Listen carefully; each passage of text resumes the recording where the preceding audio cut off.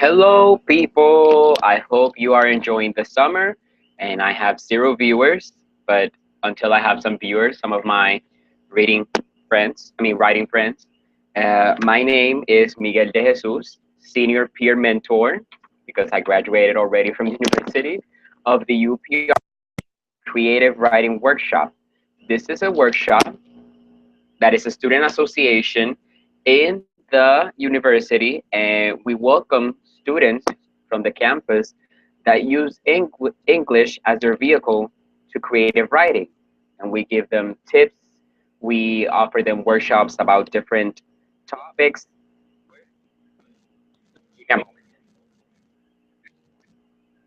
I was just, I jumped because I heard myself on YouTube. That was creepy.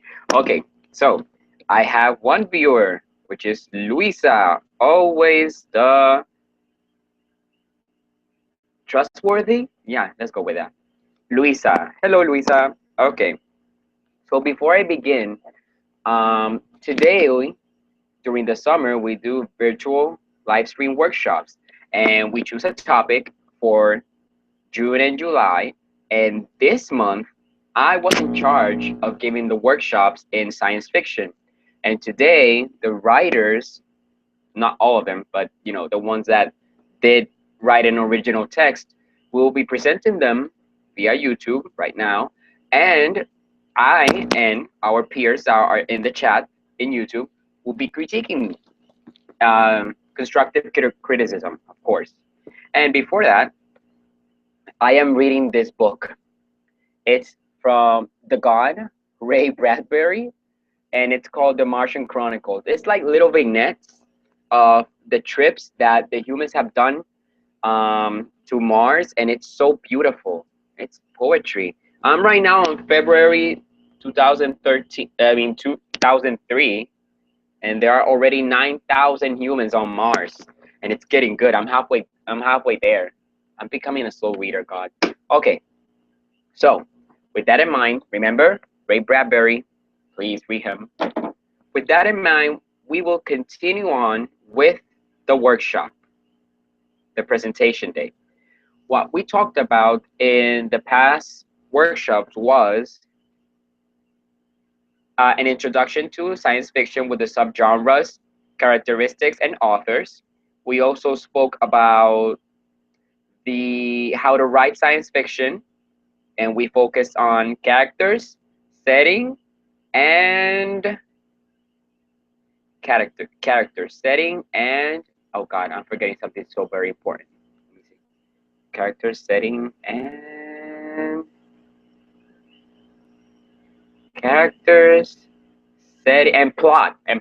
Okay, yes, of course you need the plot to drive everything. So today we are going to show you four texts. Okay, we have four texts that were inspired by science fiction and written by three of our writers in the workshop. One, there are two poems by Josie Rodriguez. Josie, well done. There's a short story by Luisa Kidd, and there's another short story written by yours truly. We're gonna leave me for the end, and if we have time, because I'm gonna see Doctor Who. Okay. So let's start. Let me just screen share the poems of Josie to see what she wrote. I have not read any of them, so bear with me. We're going to start. You'll see in your YouTube screen right now the poem. Let's see if, yep, okay. Present to everyone. Perfect. Okay. So you see that we have the poem. Let me just scroll it down a little bit. Okay, perfect. It's there. That is Josie's poem, the first one. It's called I Am by Josie Rodriguez Sanchez. All my life I have hidden in the shadows, waiting for the days to end. I am always alone, because everyone I touch fades away. The Lady of the Dark is my nickname. You can say I stare like a vulture, waiting. I don't mean to look like this, little typo there, but it's okay. Editing, remember, typos, it's all about editing and just, don't worry. It's just the way I am. If I came close to you, shadows will come upon you, because darkness is what I am. In the end of your days, I will be right beside you, because my name is what you'll be. Because my name is what you'll be at the end, I suppose to. Because, okay, let's just take the gist of it. First of all, I believe that this poem does fall in the science fiction genre because it it talks about the end, that apocalyptic feeling that the poem has. So I think you got it there. Um, in the end of your days, I will be right beside you because my name is what you'll be at the end. There, those last two lines, I feel that the recurrent use of the end. Well, no, wait, leave it there because in the end, in the third line of the last stanza, and being the same words at the end of that same stanza is perfect. I take it back. I love it. I love the game. Um, I am all pro to interpretation, but I am a little confused because I don't know if the end, I suppose, is death. So that's the lady I am, because my name is what you'll be at the end. Dead? Oh, oh, oui, I love it. I love it. Okay, let's see what I thought she was dead. Ah, okay. You think she's dead, Luisa? Great interpretation. Okay, okay, interesting. Good. But above all, even though it does not, it's maybe soft science fiction, which is okay. Um, the imagery is very apocalyptic and it's very barren, like a wasteland, because you use vulture waiting. You can just imagine the vulture, that representation of death, hanging on a branch, but in a desert. So it has that feel of being apocalyptic, which I like. So it's very good. It's a poem, so it does focus on the emotions of the persona of the poem, and it's excellent. I really like it. Remember that when you're writing poetry, I know that there's slam and everything, but please, in my case, well, it's your style maybe. I will not use contractions, and I mean don't. I will say I do not mean to look like this. It is just the way I am. And remember, please check the typos. Um, I will prefer not to use cause instead and use the proper because it gives it more. For me, it gives it a maturity, as a writer, that you're aware of your word choice.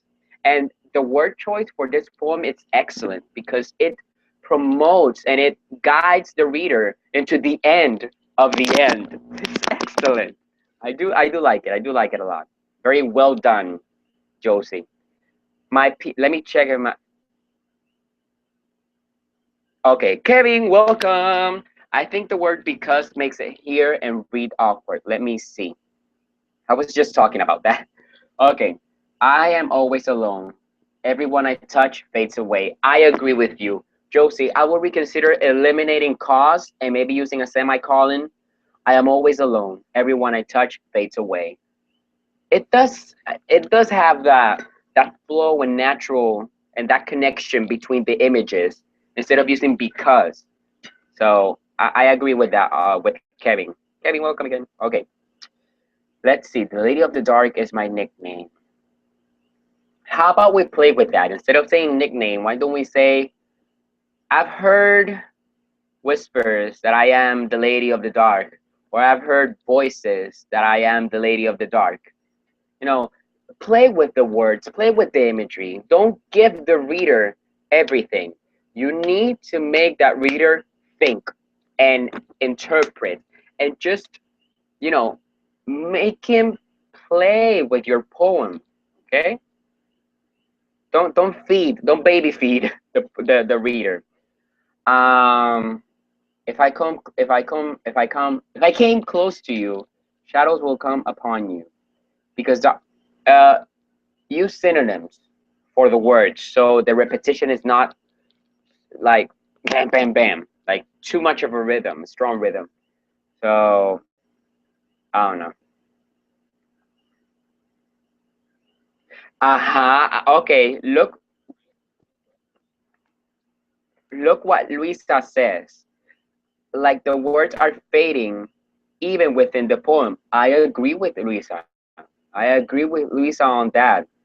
It's like this poem is leading you into the end because there's a lot of shadows, a lot of darkness, a lot of like even the animal. The only time you mention an animal, you chose a dark animal. Like it's oh, it's cringe. It makes you cringe. You know, I love it.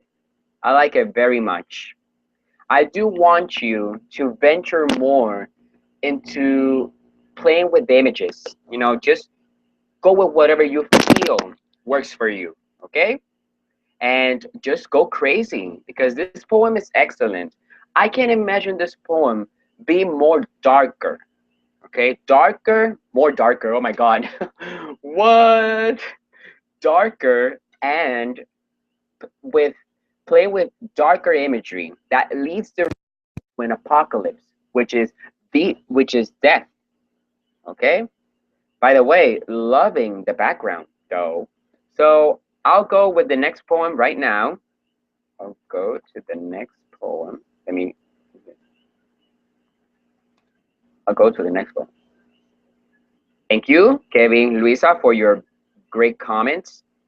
Now let me just stop screen sharing. Stop screen share. Kawaii. Okay, let me just screen share the other poem. Okay. Okay, this one is called My Guardian of the Night. Let me just go in here. Okay, go, go. Run into the shades of darkness. Run through woods full of wild. Scare the full moon with a howling sound. Go, protect your pack from harm. Remember to come back. Remember to always come back to me and fight with bloodsuckers and hunters. Fight for honor, for family, for territory, for power. Go, knowing I will always wait until morning rises. Raise. Morning raise? Morning rise. It's a little typo. Growl to those, TH,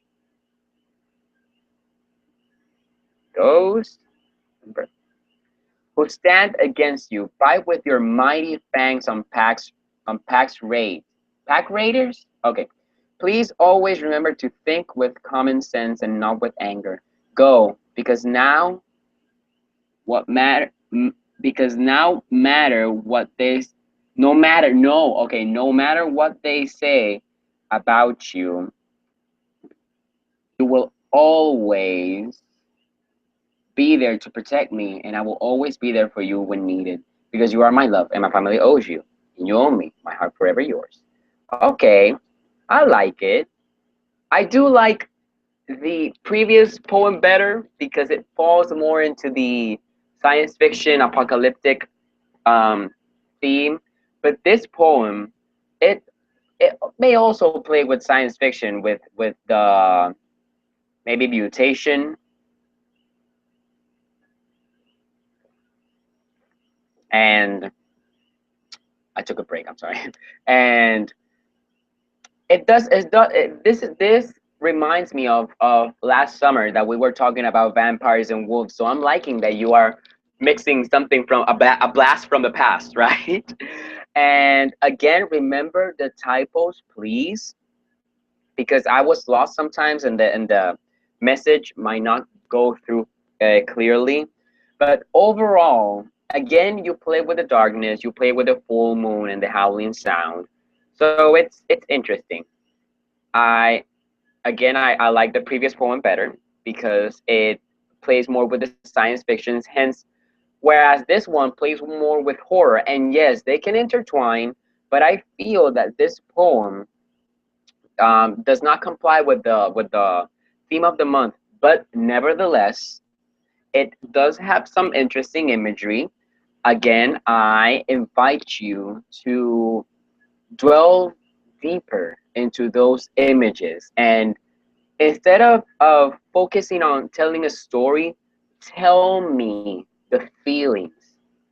Okay, tell me, how is that wolf running? I mean, running, yes. How is it howling? I like how it says, scare the full moon with a howling sound. That personification of giving the full moon a fright. Good. Very good. And I have 4 viewers. God. Okay.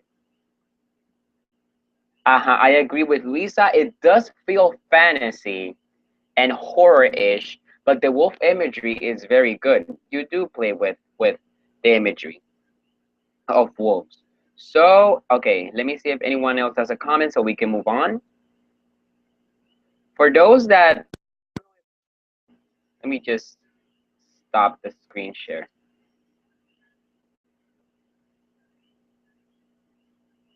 Read it. It's so good. For those that just are viewing me right now, Ray Bradbury, The Martian Chronicles, a series of vignettes of humans trying to conquer Mars, and it's creepy and good and beautiful. It's poetry. Okay, let's see what else. So any other, let me just right here, any other comments on the poem? How they respond. I'm just gonna move to Josie. Don't worry. You are great. You are on your way.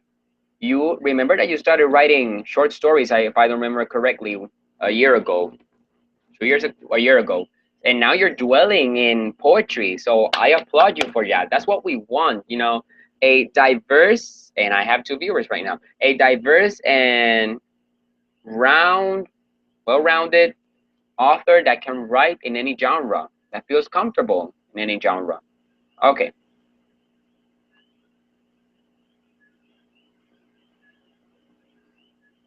Kevin also would prefer descriptions regarding the poetry. Yes, I agree with that. Okay. Let's go now with a short story. And it's called Ocultar. Let me just zoom in. I forgot how to zoom in this. Oh, God, okay. Okay. But there was a way to zoom in. Oh, whatever. Okay. We have our very first short story written by our fellow. Okay. Kevin, Josie, regarding the poetry, the poem, says to look for unique words to describe the setting. I agree with that. However, when he says unique, I think he means appropriate words to describe the feelings and the wolf imagery and all that. But now I'm going to continue with Melanie. Hello. Okay.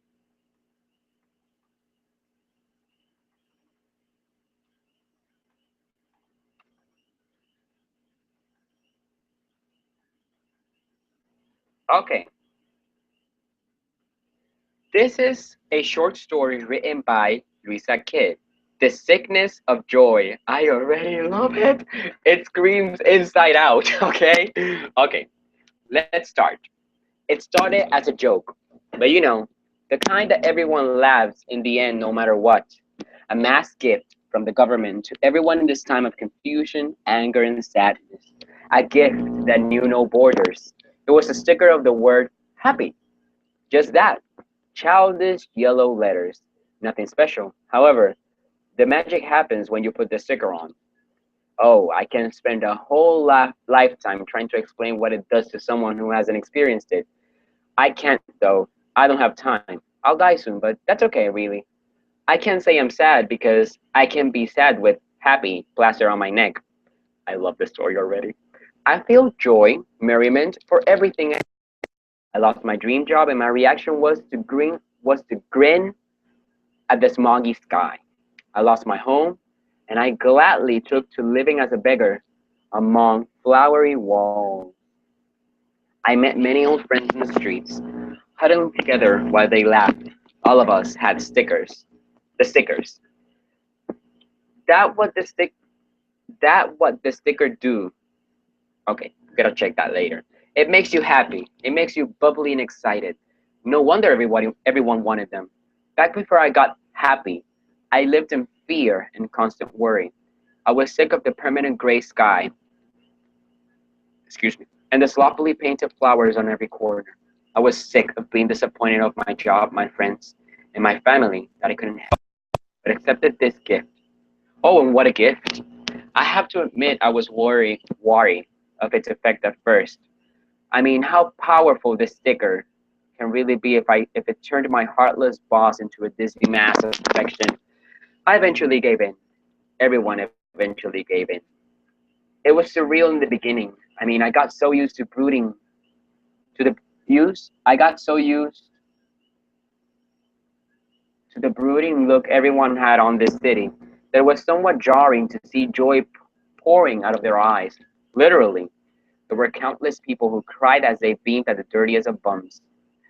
It was meant to be temporary, this feeling, but people asked for more and more. I was one of them. It was so nice to see everyone so excited and thrilled. The government complied. I believe this was the first time we've been responded so promptly to our demands. Because conspiracies and all that. Let's keep everyone happy and let's just harvest them, for experimentation while they're happy. Okay. I was happy. Everyone was happy. But it didn't last. Isn't it funny that when you are having fun, life rushes by you, making you miss all the little details of the present? That is what happened here. No one noticed until it was too late the sickness of joy. You can still hear it now and again. Now and again. You can still hear it now and again. Full-blown bursts of laughter claiming victim after victim. Nobody knows how it started, but everyone knows how it ends. You laugh to death. It doesn't sound that bad, die laughing. So you wouldn't say the same thing after witnessing it. Let me check if somebody. I did. I didn't know the guy, but I knew something was wrong the moment he entered the bus, giggling uncontrollably. He was struggling to catch his breath as tears escaped his eyes. They weren't tears of joy, for his eyes told otherwise. He was scared, freaking out. Yet all he could do was laugh, and laugh. He didn't last long. His face turned red, then purple, and finally gray. For the first time in a long time, it was quiet. There was not even a smile among those in a bus, but apprehension. I didn't know it then, but that guy was the 150th victim in less than 2 weeks of introducing happy to the city. I know now that I'm the 200th victim. I can't stop giggling.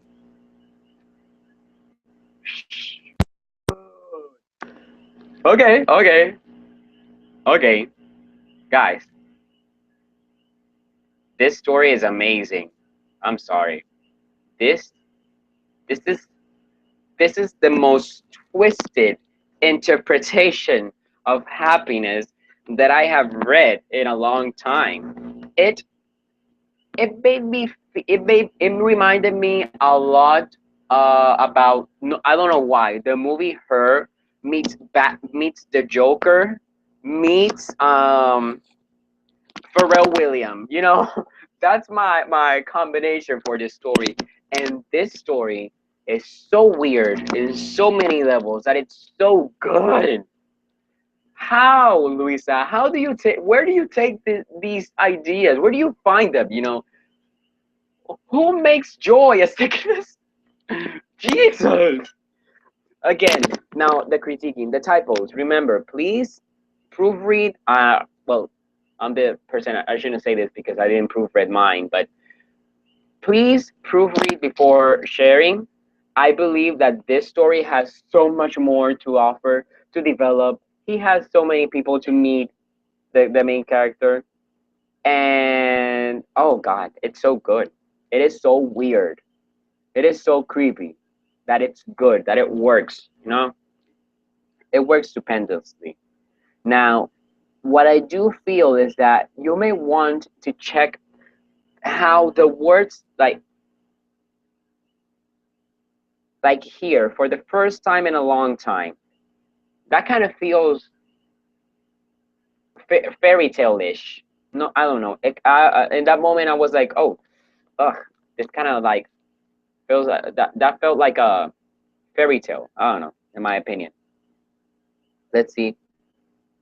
Tumblr prompt, Miguel. Tumblr. I need to reactivate my Tumblr, damn it. Apparently, it helps a lot. Okay, and I like how this also um this is science fiction. This is a very well representation of science fiction because, as I said, science fiction is the literature of change, and science fiction is the literature of social criticism. You just criticized how people would just laugh everything off when things are serious. Like right now, I will give something to have a happy sticker because we are gonna go down in a God. Yes, Melanie pointed something out. Dying laughing. Those two progressive verbs together feel weird. I agree with Melanie there. Yes, but you criticize how people just laugh things off when they're at the worst. I mean, I don't know. I like this story very much, and your descriptions are so beautiful. How everything just starts like, oh my God, look, this is a new trend. Everybody has this sticker that makes people happy, and you're like, oh wow. So, you know what? You didn't specify where do they put the sticker. Like, do they put it on their skin, on their clothes, and if the clothes like just give them that effect? But that's just something to think. But I like it. I like it. I really finished in time, but I agree. I need to work with my editing skills. Don't worry. We all need to work with editing. And the worst one of all, self-editing. Okay, because we're gonna think that everything that we write is gonna be good. So self-editing is a must. Um, well, let me just ask if anybody else has any questions. I think you should develop this more. I know that I put the limit of 3 pages, but because I want everybody, I hope that more people would send their text. But you should develop this and send it somewhere. The sticker went on. Check that. Okay, specify that, please. And you remember that I mentioned that there's a science fiction megatext, yeah, where all the science fiction stories live together because they are all in the same universe. Well, this story now has been part of that universe. So I like it.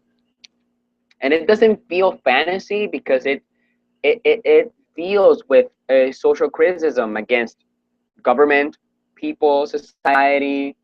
And I just love how the happy sticker is just childish yellow letters. I can just imagine that creepy stuff. It's so weird. It's subtle. The main character had his on his neck. Okay, okay. Please specify that, okay? It's like a little tattoo. Okay. So specify that somewhere, please. Um, I like it. I like it very much. I applaud you for that. You must be happy, happy, happy, happy. Okay, yes, sir. Any other comments we have had? I'm loving this so much.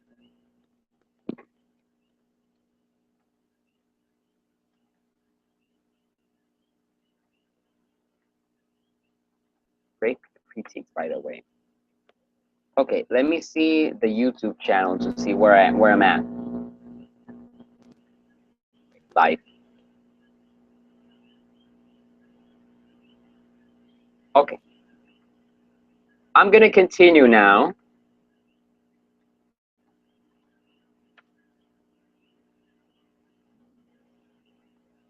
I'm gonna continue now. And oh my God, I'm gonna share mine. And I'm a little bit, I don't know. I know that my story needs a little bit more developing, but it's something. It's something. Okay, let me just screen share my story.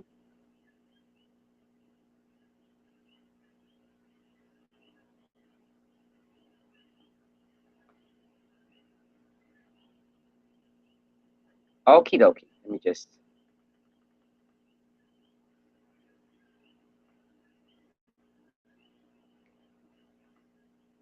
In my story, let me check where I am at. Where I am live.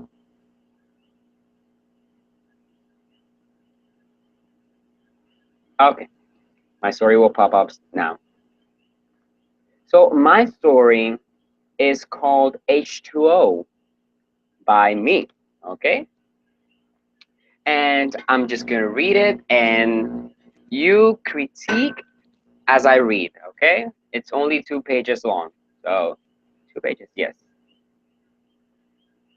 it's very short, and I know I can develop it better, but I had fun writing the story. Now let's continue. Perfect. The world had fallen in drought. Governments, economics, ethics, education, health, religion, it all collapsed with the Great Drought. As the nations fell, humans fought over water, and millions died in the wars for the drying reserves. It was all a lost cause when the scientists announced that all water reserves had dried away by the abnormal activity of climate change. As a last resort, humans migrated to the coast to feed off the salt waters of the ocean. Still, the ocean itself had become a graveyard of floating bodies that sailed to elsewhere from the toxins in the boiling ocean. The earth had become an inhabitable abyss. It was dying. The elders spoke of the wonders of rain that had fell over the earth for the last time 50 years ago. It accumulated in imposing gray clouds over the now barren skies. Roaring thunders and iridescent lightning would be a prelude to the cascades that fell from the heavens. Streams of rivers would rush downwards into lakes reserves in the ocean. The humid and cold sensation of raindrops tracing skin, but now it was all but a dry memory burnt by the clear skies of the sun. The rest of the humans wept in nostalgia and drank their tears to keep hydrated in the bitter memories. After 2 short years where the drought intensified and had killed all living creatures, only 2 humans remained. They sat by the shore, watching the bodies float into the horizon. They sat and waited as the beating sun boiled their skin. They were undernourished, void, and alone, but had found peace, for they have brought this upon themselves. They gazed into the darkened horizon, wondering what death felt like. Yet they knew the answer after living through it for years. They held their hands tightly as a heat of wave crashed down into the shore, taking away their breaths. All was silent once again. The drought lifted away, having ended the pain of the earth. A rumble in the horizon echoed in the silence. A storm poured down over the ocean. The earth cried of joy. The end! This is short. God, this is so short.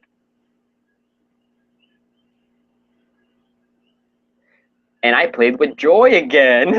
What a coincidence. This is why all the stories belong in the megatext, because there's a trait they all share. And like right now, this was unexpected, but Luisa and I shared the joy, you know? So I'll just wait here for your comments. I like to say that this story needs a little bit more developing, but I am trying to write more micro stories. And of course, I could, you know, develop better how to about the drought, the time in the drought, the memories, maybe a little bit of the time on how the world works in the drought, and then the death of the 2 humans. So we'll see. Let me check your comments. Holy moly, that ending, you scumbag Earth. Lol. Yes, scumbag Earth. Mother trucker. Sorry. Love this. You know, I like in my stories to give Earth a sentient ability, you know, because I know the Earth as we speak right now, it does feel, okay? I know that it feels. And what's happening right now is just weird, you know. Well, it's not weird, it's, you know, what we're bringing this upon ourselves, climate change and whatnot, and the end and the death of the species and all that. So, you know, it's horrible. And I took inspiration for that. And recently I was watching a documentary on the future of water, and I also took inspiration of that because we are in a drought as we speak right now. And well, I liked it, and I went, haywire, and did an apocalyptic story regarding the end of water. Just come back, and yes, the Earth put the humans in drought, so it could be cleansed in a way. Holy moly, that ending! I can't. I Luisa, you make me laugh. Tear, tear. And I also like to play a lot with the past. Okay, Luisa says that she agrees on should develop how people actually live and thought about rain as a myth. Okay, okay. And I also meant that see how people live through the drought before the last two humans end. And also, you see that I say two humans. I do not like to play with gender in my stories. I want to be as universal as I can because I don't know. I just want people to identify of all ages. Well, not all ages because a newborn is not going to understand drought and all that. But that it's universal that all nations may understand my stories, and that's why I like it gender this.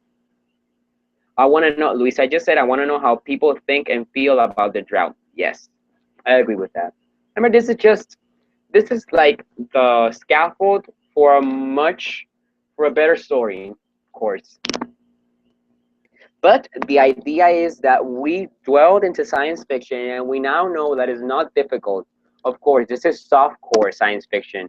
If you want to go hardcore science fiction with using theories and all that, you can do it, but you need to study. So, that's all that.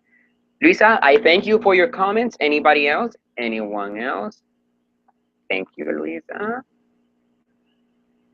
Anyone else? Thank you, Luisa.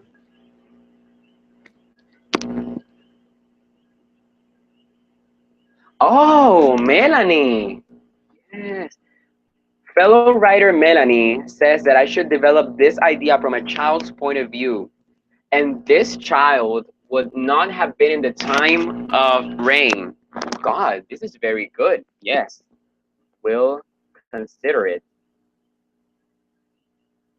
Or maybe I can write the drought chronicles, all these five or various points of view of people that lived in the time of rain and people that were born in the time of drought.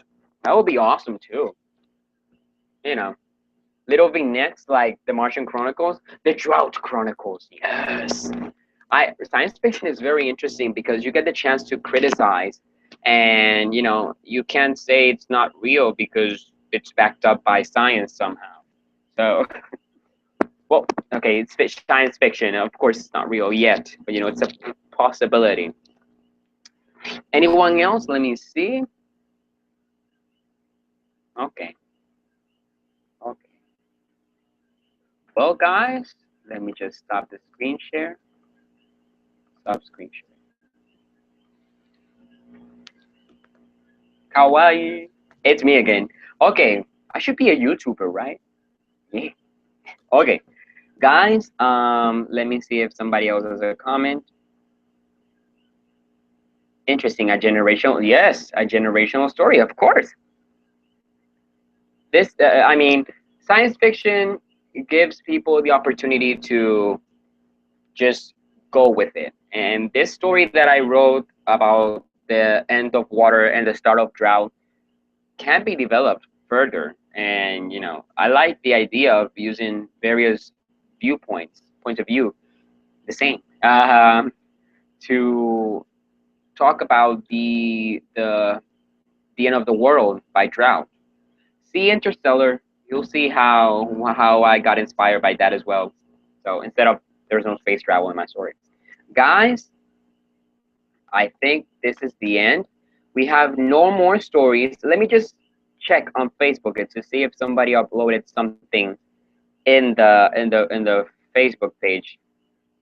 But if they did, well, I I gave a deadline. I'm so teachery, right? Oh Jesus. Okay.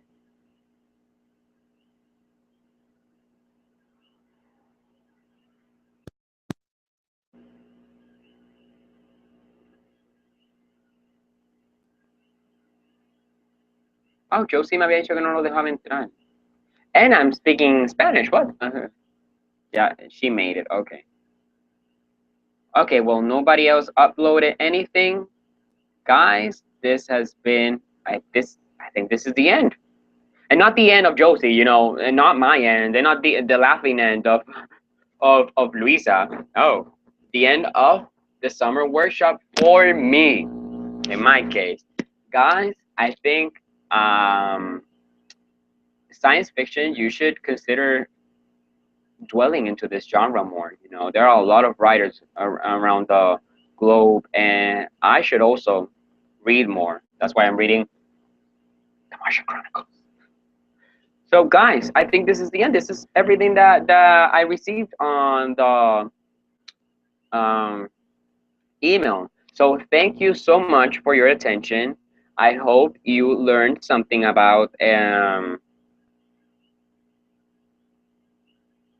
man, you learned something about science fiction, and I don't know. Now that I graduated, I'm gonna say that I will miss you very much. I'm still gonna be on the Facebook page, so in the Facebook group. So if you have any stories that you want me to read or to edit and give some criticism, I'm here. I'm here. I'm not going anywhere. And thank you so much for making the UPRH Creative Writing Workshop a reality. I will be thankful forever. Okay? And I do hope that we meet sometime as teachers of English and that we have the opportunity to. I love to just thank you, Miguel. It's in a job as ever. Oh, Luisa, stop. I do hope that we have the chance to go, I don't know, to bookstores or writing competition and everything, and just hang out. Okay, so I will miss you, but I know that the workshop will thrive. And as you know, July is going to be in charge, hopefully, by peer mentor Isan del Berrio, and he's going to be talking about fantasy. I don't know why I did that. Okay, thank you so much for your attention. Keep writing, keep reading, keep Googling anything that you don't know, like I did about water. So, and just be writers, have fun with it. Remember that there are more genres, short stories, micro stories. I love micro stories, and poetry. So, thank you again for your attention. For you, viewer of the world, please be sure to like us on Facebook under the UPRH Creative Writing Workshop. We are a student association based on in the University of Puerto Rico, Numacao, and we want to give the opportunity to students in that campus to write and use English as a tool to present their stories to the world. So let's see where it goes. I leave the workshop in capable hands, and goodbye. Thank you for your attention because I'm gonna see Doctor Who now, which is so good. So bye bye. Have a very nice weekend. It's Tuesday. Have a very nice week. Bye.